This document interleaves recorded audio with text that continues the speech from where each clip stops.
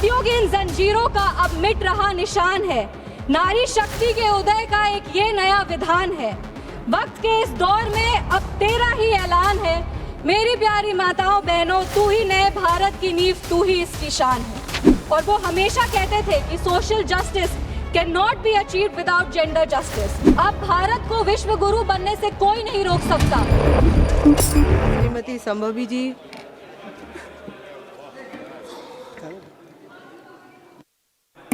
धन्यवाद सभापति महोदया, आपने इतने महत्वपूर्ण ऐतिहासिक संवैधानिक संशोधन पर बोलने का, इस चर्चा में भाग लेने का अवसर दिया।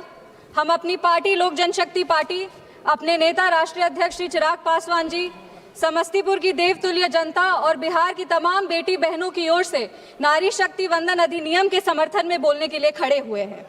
अपनी बात शुरू करने से पहले हम एक कोट पढ़ना चाहेंगे। A statesman is one who thinks of the future generations, while a politician is one who thinks of the upcoming elections. ये हम इसीलिए कोट करें क्योंकि जो स्टेट्समैन स्पिरिट हमारे नेता राष्ट्रीय अध्यक्ष श्री चिराग पासवान जी ने दिखाया है वो काबिलियत तारीफ है। बिना किसी लीगल इन्फोर्समेंट के उन्होंने 40% महिलाओं को 2024 की लोकसभा में चुनाव में जिता करके इस सदन में बिहार का प्रतिनिधित्व करने के लिए भेजा और इसके हम सदा आभारी रहेंगे कि महज 25 साल की युवा सांसद उनके वजह से इस सदन में जीत करके आई और बिहार की जनता का प्रतिनिधित्व कर रही हैं। हमारी शास्त्रों में लिखा है यत्र नार्यस्तु पूज्यन्ते रमन्ते तत्र देवता। इसका अर्थ है कि जिस घर में, जिस समाज में नारी को पूजा जाता है वहां पे देवता अर्थात सुख, शांति और समृद्धि का वास होता है। महोदय, ये जो बिल है महज कागज का टुकड़ा नहीं, पर ये उन करोड़ों माताओं बहनों के आत्मसम्मान का, अधिकारों का घोषणा पत्र है। ये केवल एक अमेंडमेंट नहीं बल्कि सदियों से जो उनकी तपस्या है, जो उनके संघर्ष है, उसका ये परिणाम है। ये सदियों की बंदिशों को, रूढ़ियों को तोड़ने का ऐलान है और ये पूरे देश में मातृशक्ति का हक और सम्मान देने का एक बहुत खूबसूरत सुनहरा अवसर है। हमारे यशस्वी प्रधानमंत्री श्री नरेंद्र मोदी जी ने पूरे विश्व को बता दिया है कि विमेन डेवलपमेंट और विमेन लेड डेवलपमेंट का क्या अंतर होता है। जैसा कि वो कहते हैं कि नारी सशक्तिकरण का दौर गया, अब नारी नेतृत्व की बारी है। इसी पे हम एक पंक्ति पढ़ना चाहेंगे। सदियों की इन जंजीरों का अब मिट रहा निशान है, नारी शक्ति के उदय का एक ये नया विधान है। वक्त के इस दौर में अब तेरा ही ऐलान है, मेरी प्यारी माताओं बहनों, तू ही नए भारत की नींव, तू ही इसकी शान है। महोदय, हम लोग 2 दिन पहले हमारे संविधान के निर्माता डॉक्टर बाबा साहब भीमराव अंबेडकर जी की जयंती को मनाए और वो हमेशा कहते थे कि social justice can not be achieved without gender justice.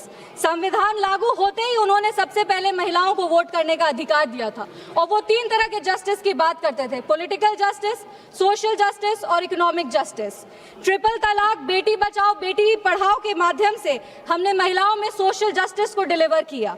Ujjwala योजना, ड्रोन दीदी, जीविका दीदी के माध्यम से हमने महिलाओं में इकोनॉमिक जस्टिस को डिलीवर किया और आज इस आरक्षण के तहत हम महिलाओं में पॉलिटिकल जस्टिस को डिलीवर करने के लिए यहाँ खड़े हुए हैं।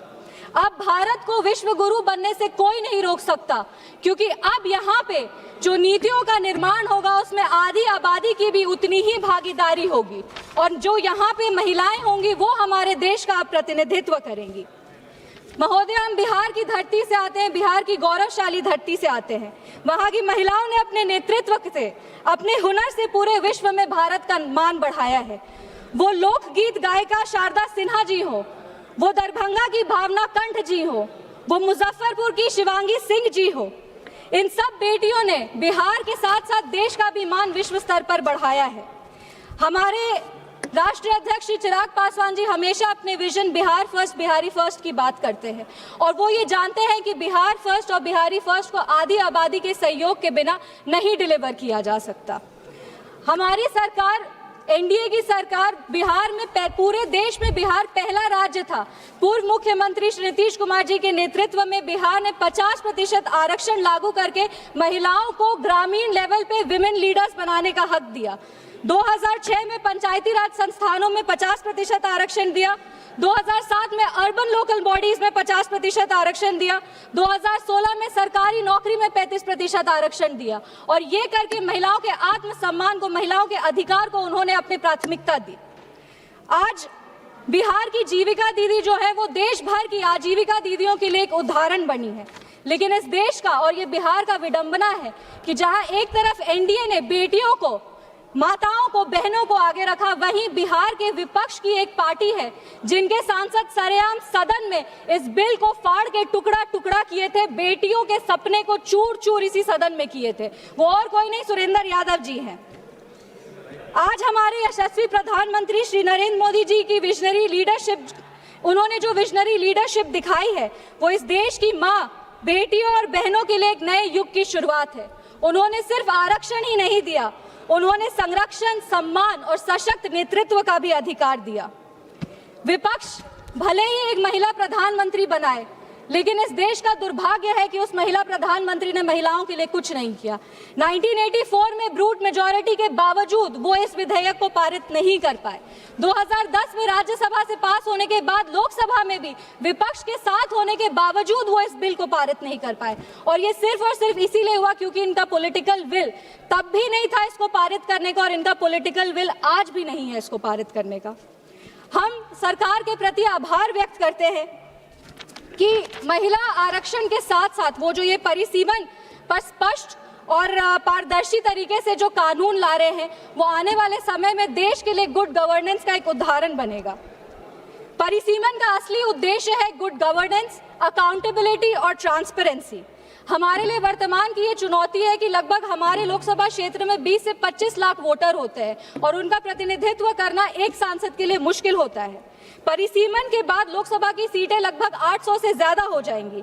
छोटे और बेहतर क्षेत्र तैयार होंगे जिनका प्रतिनिधित्व करना आसान होगा, अधिक प्रभावी प्रशासन होगा और प्रशासनिक तौर से भी एडमिनिस्ट्रेशन जो है वो बेटर होगा। रिसोर्स एलोकेशन जो है वो और बेहतर हो जाएगा और सांसद का जो एक्सेसिबिलिटी है वो भी बढ़ जाएगा। सांसद जनता के प्रति जा करके उनकी बातों को भी समझ सकते हैं और उनके आवाज को और प्रखरता से रख सकते हैं। योजनाओं का जो लाभ है वो अंतिम व्यक्ति तक पहुंचेगा और तेज गति से पहुंचेगा। डीलिमिटेशन एक बहाना है। सच बात तो ये है कि डीलिमिटेशन की आड़ में विपक्ष महिला सशक्तिकरण को रोकने का प्रयास कर रही है, महिला आरक्षण को रोकने का प्रयास कर रही है। हमारी जो माताएं बहनें हैं वो कई वर्ष से उनको साइलेंट वोटर्स कहा जा रहा है, पर अब समय आ गया है कि वो ये साइलेंट वोटर्स नहीं बल्कि लॉ मेकर्स बने। हमारे देश की महिलाएं, हमारी देश की माताएं बहनें लाइन में लग लग कर बहुत सरकार बनाई है महोदया, लेकिन अब समय आ गया है कि इस सदन के प्रथम पंक्ति में बैठ करके वो इस देश का नेतृत्व करे, देश की नीतियों का निर्माण करे और अपने हक की बात वो खुद रखे। महोदय, महिलाओं को किसी की सहानुभूति की जरूरत नहीं है, महिलाओं को बस सामान्य अधिकार की जरूरत है। हम दुष्यंत कुमार जी की एक कविता पढ़ना चाहेंगे इस सदन में। हो गई है पीर पर्वत सी पिघलनी चाहिए, इस हिमालय से कोई गंगा सी निकलनी चाहिए। आज यह दीवार पर्दों की तरह हिलने लगी है, मगर शर्त ये थी कि इसकी बुनियाद हिलनी चाहिए। सिर्फ हंगामा मेरा मकसद नहीं, मेरी कोशिश है कि ये सूरत बदलनी चाहिए। मेरे सीने में नहीं तो तेरे सीने में ही सही हो कहीं ना कहीं, मगर ये आग जलनी चाहिए। ये आग नहीं, ये ज्वाला है और ये ज्वाला तब तक प्रज्वलित रहेगा जब तक नारियों को सशक्तिकरण से नारी नेतृत्व का रास्ता हम नहीं तय कर पाते। बिहार की बेटी, देश की बेटी होने के नाते हम तमाम माताओं बहनों को शुभकामनाएं देंगे और विपक्ष से विनम्र अनुरोध करेंगे कि साथ में आइए और बेटी के हक की लड़ाई लड़िए और इस विधेयक को पारित करिए। बहुत बहुत धन्यवाद। जय हिंद, जय बिहार। आइटम नंबर 4, माननीय मंत्री श्री अर्जुन राम मेघवाल जी। ऑनरेबल चेयरपर्सन मैम, आज की लोकसभा की संशोधित कार्यसूची के क्रम संख्या 4 पर अंकित दस्तावेज जो BL वर्मा जी के नाम से हैं for ministry of social justice and empowerment, आपकी अनुमति से सदन के पटल पर रखता हूँ। धन्यवाद। माननीय सदस्य श्री KC वेणुगोपाल।